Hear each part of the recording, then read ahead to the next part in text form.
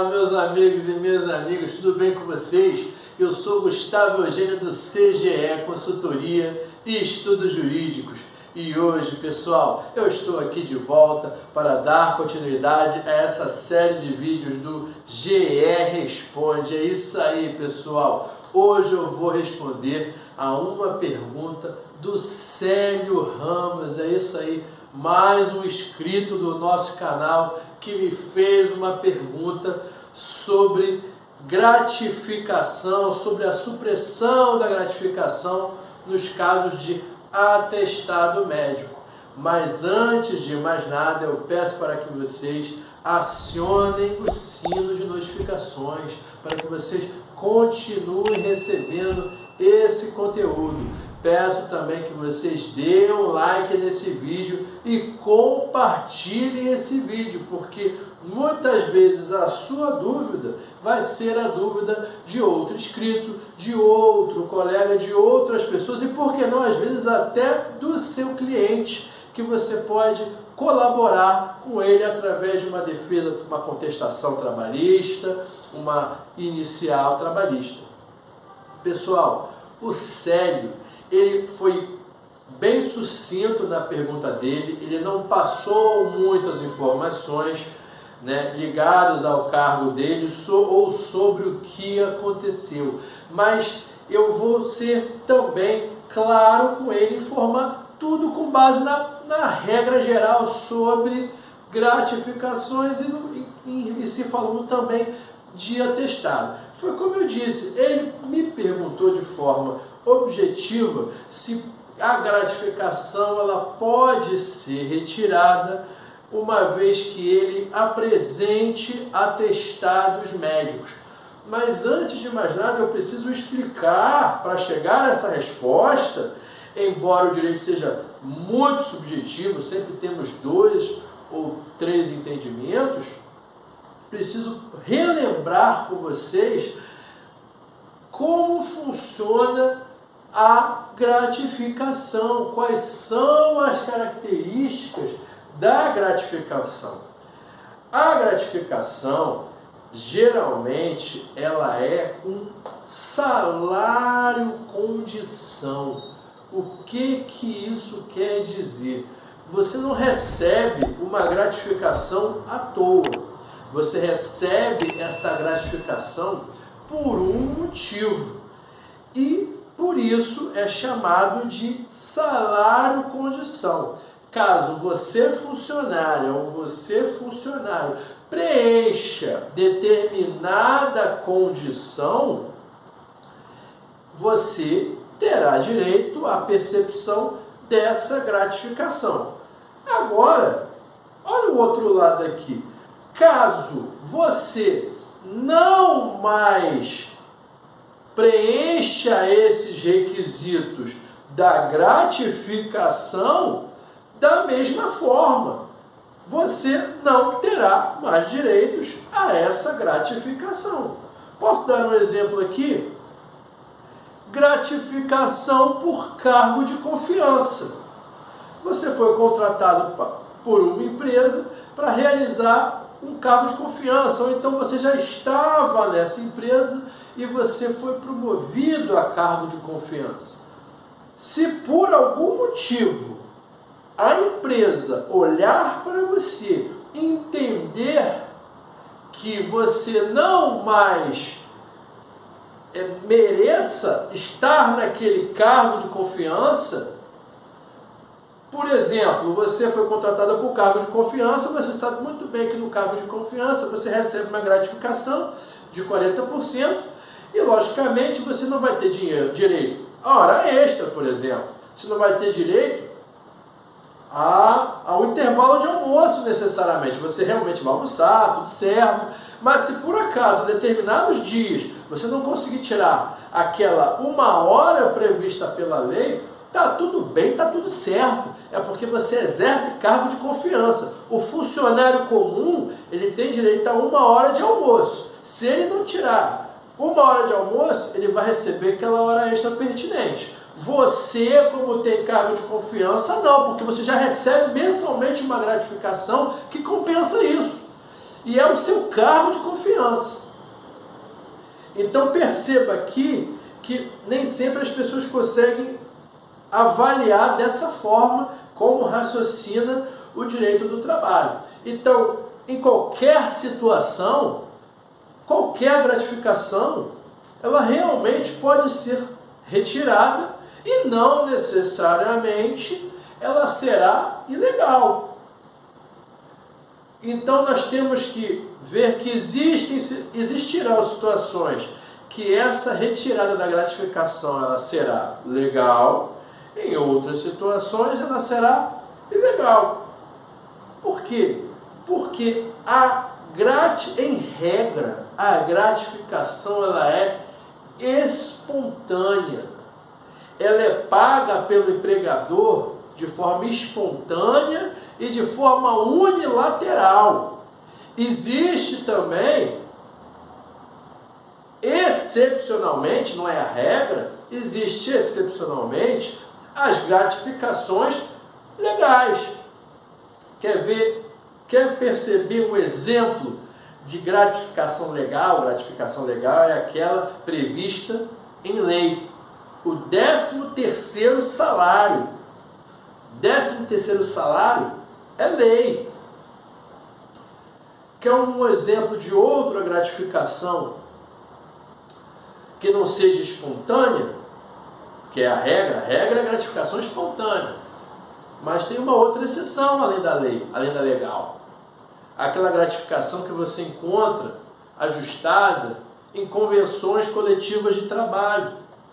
Quando você é advogado, principalmente advogado de empresa, que você tem muito acesso, você tem que se utilizar de acordos coletivos e de convenções coletivas, você vai olhar ali nas convenções, nem todas, mas algumas convenções tem gratificação de função, tem gratificação por período de trabalho, por exemplo, quinquênio.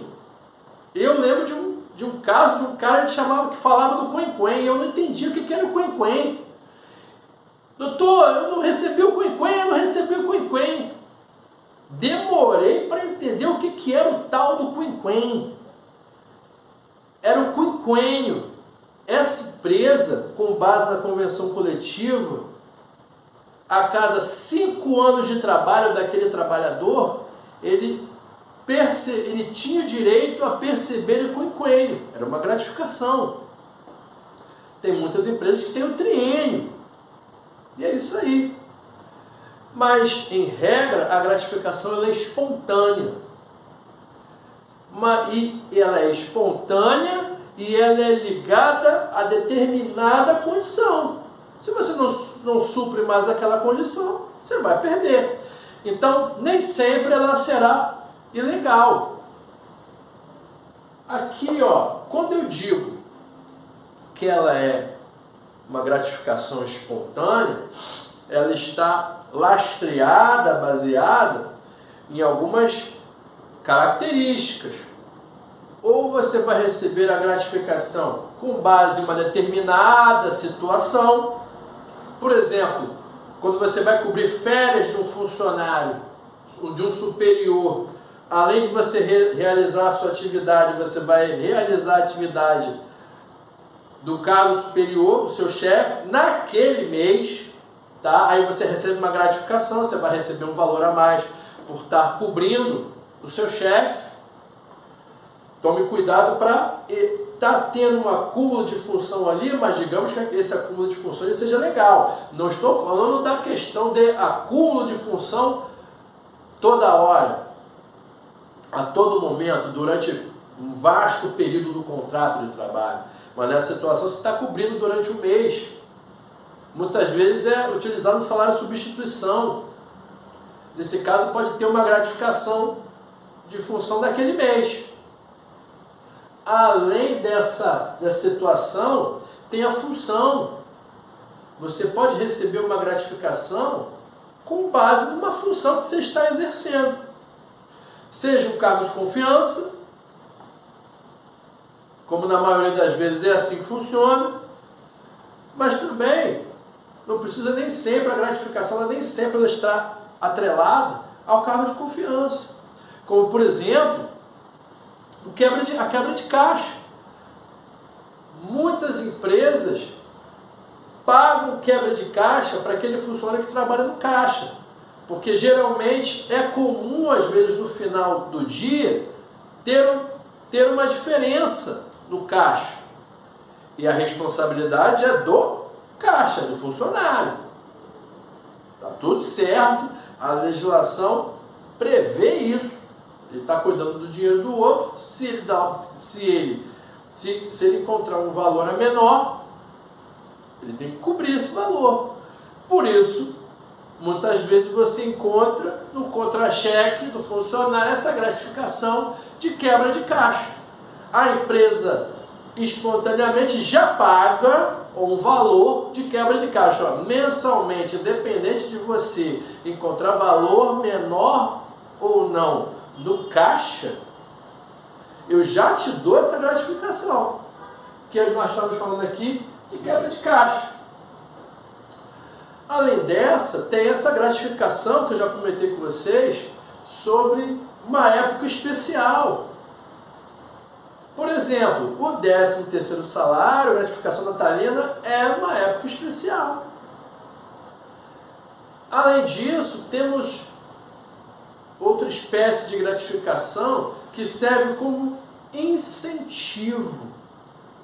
Muitas vezes a empresa dá uma gratificação para incentivar o trabalhador. Por exemplo, uma gratificação por assiduidade, por pontualidade.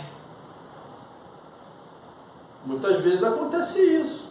Você, de repente, pode achar que isso é estranho. Eu já passei por isso e achei estranho. Eu, todo mês, em determinada empresa, eu recebi uma cesta básica. Mas se eu chegasse atrasado durante o mês 20 minutos, eu não recebia aquela cesta básica. Depois eu fui entender, fui perguntar para o pessoal do RH, você, toda vez que você ou falta ou atrasa X minutos, você não recebe essa cesta básica. É uma cesta básica por assiduidade, por pontualidade. Eles poderiam não dar, eles poderiam não conceder, mas eles entendiam que era interessante fazer essa espécie de contraprestação de gratificação. Algumas pessoas, em alguns outros casos, não será a cesta básica, será uma remuneração a mais, alguma coisa. Então perceba aqui que a gratificação ela transita por essas possibilidades de, entre aspas, um merecimento ou não, um preenchimento de alguns requisitos. Então isso é uma linha tênue, até para todos entenderem. Mas o Célio me perguntou se numa ocasião, ou em mais de uma ocasião, se ele entregava atestado, ele perderia a cesta básica. Só com essa pergunta, só com essa resposta, foi como eu disse, ele foi bem objetivo, sucinto, ele não explicou muitas outras coisas. E nós sempre temos que ter em mente que, às vezes, tem outras informações que a gente não conhece. Mas, só por essa informação, curta e grossa assim, levei atestado, foi retirada a cesta básica, isso está certo? Claro que não.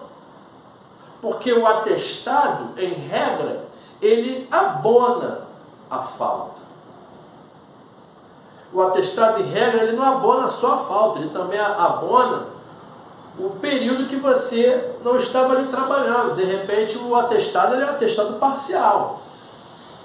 Se você faltou por qualquer motivo, ou chegou atrasado, foi no médico, por exemplo, fazer o exame,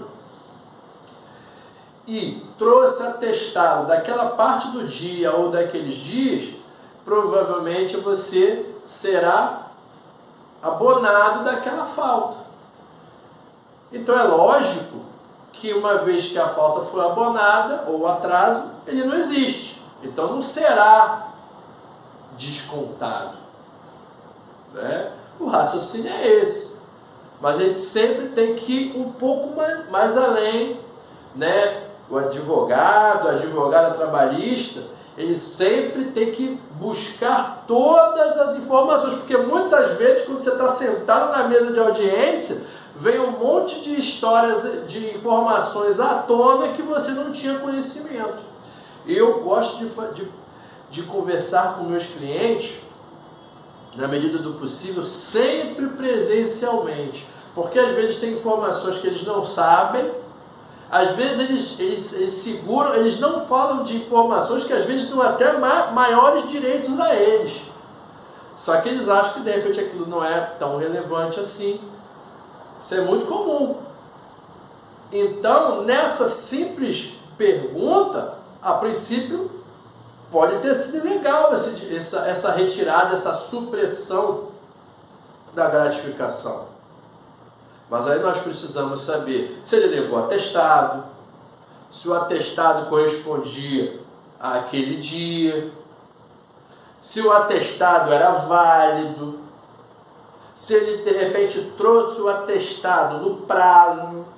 Um exemplo, estou até exagerando aqui, ele faltou no dia 10 de janeiro, ele traz um atestado em 10 de abril, pô, esquece esse atestado. Eu até exagerei, posso falar mesmo, se ele trouxe o atestado 20 dias depois, um mês depois, a não ser que ele comprove algo muito relevante, né? Ele faltou no dia 10, aí no dia 11 ele foi trabalhar, não levou, no dia 12 foi trabalhar, no dia 14, no dia 15, passou o mês de fevereiro todo, janeiro todo, ele não levou o atestado, só foi levar o atestado referente àquele dia de 10 de janeiro, um mês depois, 2 semanas depois, provavelmente esse atestado não vai ser aceito. Estou dando aqui exemplos, não estou dizendo que foi isso que aconteceu, porque nós não sabemos o que aconteceu. Mas independente dele trazer atestado, independente do Célio trazer atestado, ou da Lúcia trazer atestado, o que nós temos que ter em mente é o seguinte: a gratificação, tirando a gratificação que é por lei, ou a gratificação, por exemplo, de convenção coletiva, ou a empresa, ela pode tirar o atestado, você pode trazer todos os atestados que você quiser. Se a empresa entender que você não faz jus àquela gratificação por qualquer motivo que seja, ela, em regra, vai poder retirar a gratificação. É por isso que nós temos que ter em mente que a gratificação ela é espontânea. Eu não sou obrigado, mas te dei. Mas quando eu quiser, eu tiro. Né? É lógico, até ir relembrando aquela expressão, salário-condição. Enquanto você preenche aquela condição, você faz jus. Se você não preenche mais aquela condição, faz jus. Posso dar um exemplo aqui. Você, de repente, tem a gratificação, né, pelo cargo. Por exemplo, ainda que você tenha um cargo de confiança, se a pessoa faltar toda hora, ela não vai mais, aos olhos da empresa, merecer aquele cargo de confiança. Entendeu? Aí ela vai retornar ao cargo anterior. Porque não existe estabilidade no cargo de confiança. Entendeu? Né? Inclusive, a gratificação, ela pode até incorporar, com base no parágrafo 1º do artigo 457, as gratificações legais, elas incorporam, como por exemplo, o 13º salário. Agora, essas gratificações que não são legais, o próprio parágrafo 2º autoriza que não incorpore com a reforma trabalhista. Então ele já entendeu ali que em algum momento a empresa ela pode entender que o funcionário não faz mais jus àquilo. Até porque o legislador deixou para a empresa entender, utilizar, porque só a empresa está vendo funcionário ali no dia a dia. Às vezes não existe nem mais essa necessidade daquele cargo de confiança, por exemplo. E também a lei, o parágrafo 2º do 457, deixou para o próprio magistrado interpretar, o juiz ou a juíza, em quais casos está sendo lícita ou ilícita aquela, entre aspas, supressão ou não da gratificação. Então, entenda que gratificações, elas não são necessariamente ad eterno. É essa que é a grande questão, né? A gente só precisa estar atento se essa gratificação ela for retirada de forma lícita ou ilícita. E você precisa entender que haverá, provavelmente, se você entende que essa gratificação ela foi retirada, foi suprimida de forma ilegal, tem havido o direito do trabalho, da justiça do trabalho, para requerer isso, com base nas testemunhas, com base em documentações. É para isso que nós, advogados, estamos aqui defendendo os interesses do cliente, os interesses do autor e também o interesse do réu. Porque sempre haverá os dois lados da mesma moeda. Tudo bem, pessoal? Eu espero que vocês tenham gostado desse tema, gostado desse vídeo. Peço que vocês dêem um like nesse vídeo, compartilhem esse vídeo e eu desejo a vocês um grande abraço e até a próxima.